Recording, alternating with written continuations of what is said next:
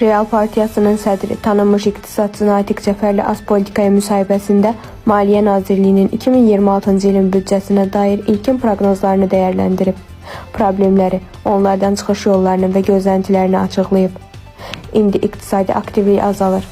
7 illik vergi tətili ləğv edilsə, büdcə 600 milyon manat artımalıdır.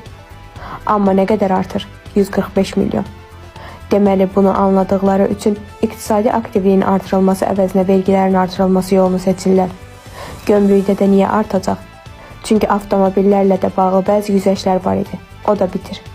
Yanvarın 1-dən hibrid və elektrikli avtomobillərlə bağlı güzəş vaxtı bitir. Onlar da 18%lik ƏDV-yə cəlb olunacaq. Başqa bir fakta diqqət edək. Dünyada elə bir ölkə yoxdur ki, cərimələrlə öz problemlərini həll etsin. Cərimələr pul yığmaq üçün nəzərdə tutulmayıb. Cərimənin məntiqi pozuntunun olmamasıdır. Əgər siz 2026-cı il üçün, məsələn, 1,1 milyard manat cərimə daxil olması və üstəlik 10% artım proqnozlaşdırıb bunu büdcəyə salırsınızsa, deməli gecə-gündüz dua edirsiniz ki, hamı qaydaları pozsun. Ümumiyyətlə rüsumlar, cərimələr və vergilərin artırılması sonuncu vasitə olmalıdır. Bizim millət çox qəribə uyğunlaşma xüsusiyyətlərinə malikdir. Müxtəlif vəziyyətlərə orijinal formada adaptasiya ola bilir. Amma eyni zamanda müəyyən tənəzzül də müşahidə olunur.